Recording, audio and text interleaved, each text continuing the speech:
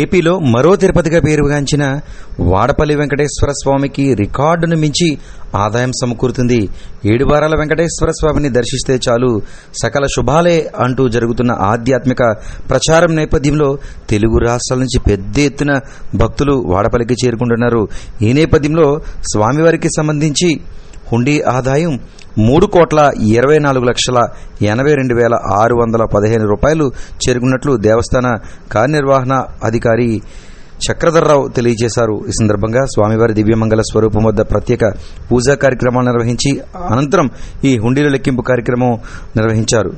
ఈ సందర్భంగా వెంకటేశ్వర స్వామివారి హుండీ ద్వారా 2,44,76,932 రాగా అన్నప్రసాదం హుండీ ద్వారా 80,05,683 రూపాయలు వచ్చినట్లుగా తెలియజేశారు. అదేవిధంగా 50 గ్రాముల బంగారం, 73 గ్రాముల 544 మిల్లీగ్రాముల వెండి, అలాగే వివిధ దేశాల నుంచి 14 దేశాలు 50 విదేశీ కరెన్సీ నోట్లు స్వామివారికి సమకూరినట్లు తెలియజేశారు. దాదాపు 50 రోజులు రికార్డు స్థాయిలో ఇంత పెద్ద మొత్తంలో ఆదాయం సమకూరడంతో స్వామివారి ఖ్యాతి దేశ విదేశాలకు సైతం చేరుకుంటుంది అని చెప్పుకోవచ్చు. ముఖ్యంగా ఇక్కడ స్వామిని 7 వారాల వెంకటేశ్వర స్వామిగా కొలుస్తారు. అంటే ఒక భక్తుడు ఒకసారి కాదు 7 సార్లు వచ్చి 7 ప్రదక్షిణలు చేసి స్వామిని దర్శించడం ద్వారా వారి కోరిక తీరుతుందని ఎంతో విశ్వాసంతో వస్తూ ఉంటారు. ఇలాంటి తరుణంలో స్వామివారి క్షేత్ర అభివృద్ధి అంచులంచులుగా పెరిగిపోతుందని చెప్పుకోవచ్చు. చందన రూపుడైన స్వామిని దర్శించేందుకు ప్రముఖులు, రాజకీయ నాయకులు ఇలా ఎంతో మంది స్వామికి చేరుకుంటున్నారు. ఈ నేపథ్యంలో స్వామివారి ఆదాయం సైతం అంతకంతా పెరుగుతూ వస్తుంది.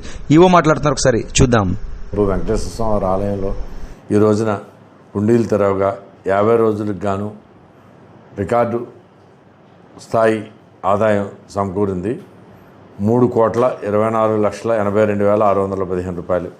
మెయిన్ హుండీ ద్వారా 2,44,76,932. అన్నదానం హుండీ ద్వారా 80,05,683 రూపాయలు. వెరసి మొత్తం 3,24,82,615 రూపాయలు కరెన్సీగా రావడం జరిగింది. అలాగే 14 దేశాల నుంచి 51 విదేశీ కరెన్సీ నోట్లు వచ్చినాయి.